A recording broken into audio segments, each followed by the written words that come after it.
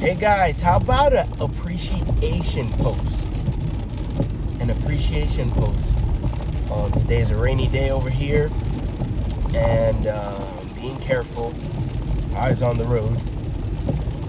And in my appreciation post, the first thing that came up to my mind was nurses. An appreciation post for nurses. One of the first people that we met when we moved down here to North Carolina was this lovely elderly woman. Her name was Nona. We called her Nona. And I remember it like it was yesterday. And she was sitting right on the bench, and it was Wildy, Luther, and I were walking, and we were kind of like crossing our community. And in this time, it was like, it was still during COVID time, but it was very different than in the South. Sorry if it doesn't sound too, if it sounds very rainy over here, but it's coming down, guys. So let that be a nice little background. So Nona, she was sitting on a bench and she was taking care of somebody else's dog that day, and that's what she would do. She was already retired and had a whole life, of experience. She was somewhere, in her 70s. So she's still young, right? But she's sitting there on the bench, and she's like, "Are you guys new here?" And I was like, "Yeah, we just moved in not too long ago." It's like, "Oh yeah, are you checking out? Have you checked out the club? Have you checked out the pool? All this stuff?" I'm like, "Yeah, we haven't. We're just exploring. We haven't seen anything." I remember that day we really didn't know where anything was. We knew what was all included, but she was so sweet. And she said, "Yeah, no, I live right near the pool." And sure enough, like, we'd see her, and she was such a warm heart. Even though during that time, not people weren't outside, and we didn't really meet too many neighbors until maybe like a year and a half later. And luckily, we had family in the area. So there was, as we were kind of like this there, I remember she told us that she was a retired nurse. So that tells me that she spent time, caring for people. And she already had physical ailments, back hurt, knees hurt. Some days were more painful than others. So the quality of life, was very different. But she always had this warmth about her. Like, and I get teary-eyed because she was so sweet. And we'd go to the pool. I'd never had a pool before. And coming from the city, it was more like, every day I would love to be in the pool. It was already, April, May, June, so it's getting hot over here. And we'd go to the pool, and her house was right near the pool, so she would see when we were there, and she would hear Luther, and she'd come out. She's like, "Hey, Joel, how you doing?" Like, good. We're just here hanging out, and I'd always bring my gear. But she would say, "Are you hungry?" I'm like, no, I'm good. I was like, "Well, I'm making some, meatball subs. Yeah, I'm gonna bring you one out." Like, no, we're good. I brought my own food. It's like, okay. And then sure enough, she'd come out with her sandwich. It's like, here, this is for you. And she would share it.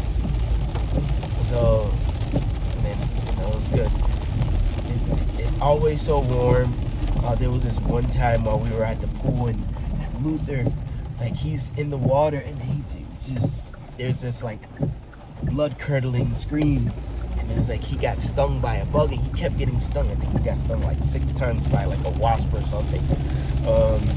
And Nona, she helps him and grabs him and kind of like nurses him back to health.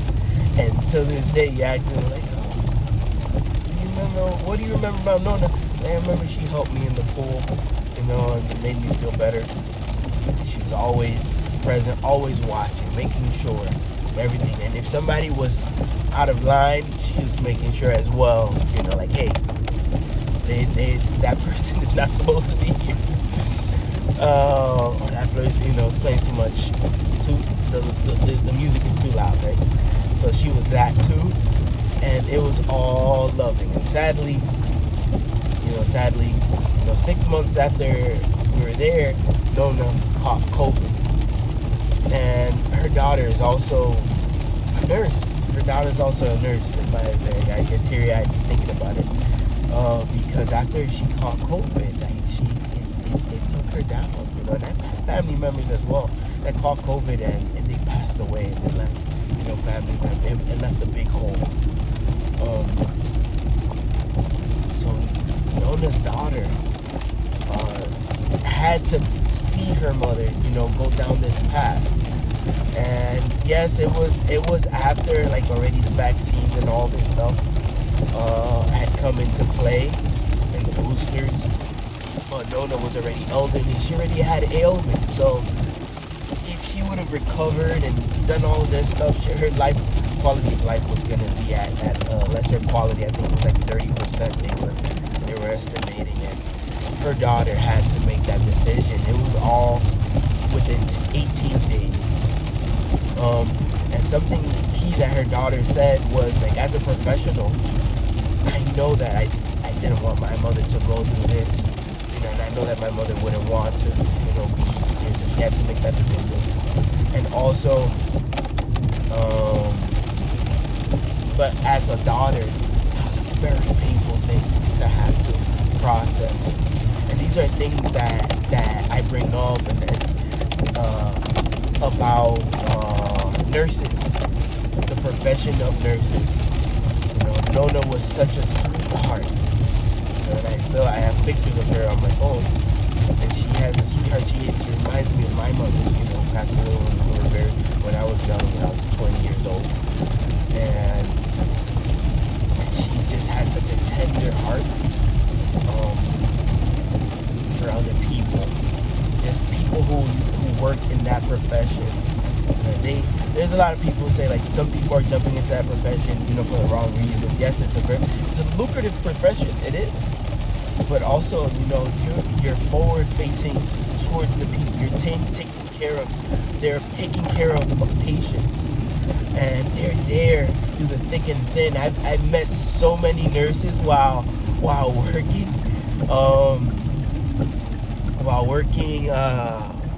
rideshare. And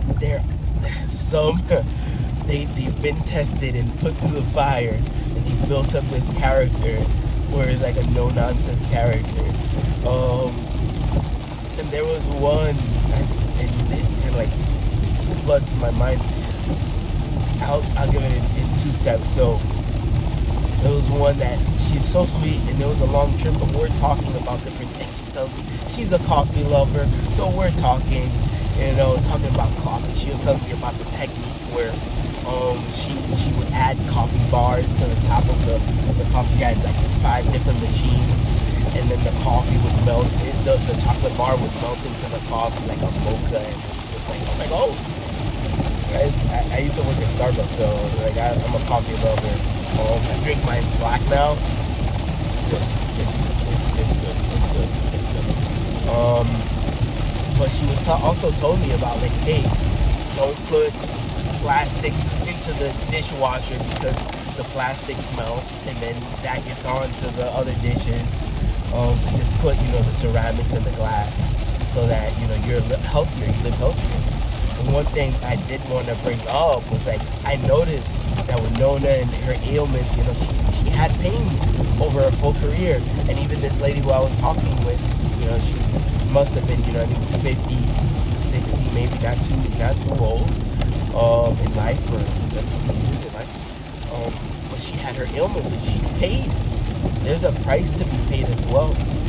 It's not just the money, right? I've seen the same thing in police officers as well, or lieutenants, or high up in the ranks. They have a pain that they suffer due to the profession. Always on their feet, always having to address the public. So this woman, I remember she was going up this steep driveway, like she was like stumbling, and it reminded me of Nona. So I said, in nurses, I see that passion, and I'm reminded of this one person that was able to kind of like connect with us. And as we're living in the South, there's just a lot of history in the South that makes you think of a certain way. But when you come across this lovely person who has interacted with a lot of different people, and you see the love, like that only shows me that, hey, it takes a certain type of person that fills that role, that can bring health to people, or they're able to kind of like segment and say, hey, right now I'm making sure this person's okay, whether it's a broken arm or a broken leg, and or empathizing with a parent, or helping a woman like who is just recently gone into labor, like whatever the case of a million cases, right? That it can be in the health profession. So there was another one who I'll say, I don't even know if I should share this, but she was super sweet as well. It was a 9 o'clock in the morning trip. I wanted to check that. I think it was 8 o'clock in the morning, super early. And I pick up this lady coming out of the hospital, and scrubs, and she's just like done. I'm like, if she's leaving the hospital at this time of the morning, it definitely was an overnight shift. So like, yep, that was a 12-hour shift, which often is the norm for nurses. And she's getting home, and it's like, it's been a long day, and she's kind of loopy, and she's telling me this story. I'm like, yeah, and I told her about Nona, and she was like, yeah, no, it's very difficult. It's different. It's a different perspective for people in the medical field. She was telling me her story of her friend that was passing away. Wow, this episode got really, really touchy-feely and very dark. But so she tells me, it's at 8 o'clock in the morning. She says, hey, you want to hear something funny? And I'm like, absolutely, right? And she's like, well, I had this friend who passed away. I'm like, whoa, hold on. Those two things don't go together. You want to hear something funny, and I have a friend that passed away, last year. And she's like, yeah, that's nurses for you. You kind of have to have a dark sense of humor, and you cope how you can. And she says, yeah, he was passing away. He had cancer. They already told him that it wasn't the diagnostic wasn't looking good. So he's like a longtime friend. Tells her, she asks him, says, hey, do you want me to be your nurse, or you want me to be your friend in this season? I know it's hard. He says, listen, I have, and he's like, she had this thick like Boston accent, and it caught me so off guard. It was like, yeah, listen, I have enough people lying to me, so I need you to tell me the truth. I swear to you, that's exactly how she sounded. Oh, she's like some 30-something-year-old, sounded like that, right? She's like, I need you to tell me the truth. And I was like, all right. So she was there. She would show up like after her shifts and just kind of like nurse him and give him love and make sure that he had all that he needed, whether it's like bathing or turning over or whatever. She called the professional. And time passes, and this guy, he must have been such a funny guy, because he goes, listen, I need you to do me a favor, right? I need you, if you can, if you can. He's like, what do you need? She was from Boston too, and he says, while you're in the hospital, if you can, try to get me a tow. He's like, what? Like if somebody passes away, like just try and get me a tow. Get me just a tow if somebody died. They're not gonna need it. It's like, I can't get you a tow. Like, what do you get? There's 1,000 reasons why I can't get you a tow. What do you need a tow? Like, I just want one, like, well, let's see if we can find you something else, a prosthetic or something. What do you need a toe for, right? Well, so she, as a gift, she starts doing research, and she found out that there's a company on Etsy that actually makes prosthetic toes, and she goes online and she said that it's not prosthetics. They do prosthetics for movies, and she goes online and asks, like, hey, this is a weird request, but can you create just kind of like a toe, just a severed toe? And they say, yeah, we can make that for you. It's a weird request, but yeah, we can make that for you. It's like silicone and all this stuff, and it looks very realistic. So it's like, okay, like, tell me how much it's gonna cost. Don't worry about the price. And then sure enough, I think she said it cost me some $200 to make this toe, this prosthetic toe. And she gets it to him, it packages up in a nice little box, and for his birthday gives it to him in like a keychain, right? So then he's like, oh, this is amazing, I love this, and he puts it on his keychain, right? So time passes, and he also had she tells me that he had a RV, like a mini Volkswagen RV that he would travel and go different places, and that's kind of like what he would do, knowing where he was going, right? And time passes. He had a close group of friends, and he passes away. Her friend passes away. She's telling this. She's very lighthearted. She's doing the voice, and she says as they're cleaning out his stuff, his last wish was, to go take his ashes and then, take a trip up to the mountain and just kind of like go to a cliff and like spread it out. And finally, she has his van, and the last possessions that he had, it's like his keys were in the van, his wallet and stuff like that. And then she forgets that the toe was on the keychain, and then she sees it. She's like, she snatched it up before somebody else tries to take it. And then she goes ahead and they do the ceremony, and everybody teary-eyed, and but happy that he lived a full life, right? So she took the toe and she puts it on her keychain to remember him. And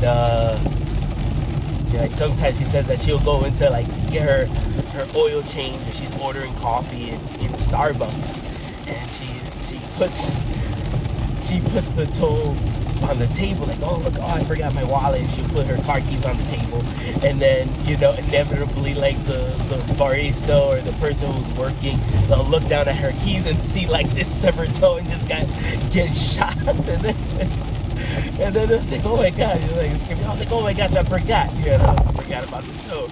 And then she was like, you want to hear a story? Yeah. She didn't say that. She doesn't tell people you want to hear a story. That was my own addition to the story. But that was that story. She says, I remember, like, she's like, yeah, no, now just go home. I get my rest, and then I gotta do it again tomorrow. I got 2 more days to go. But all of this is to say, I have a great appreciation for nurses. My friend, she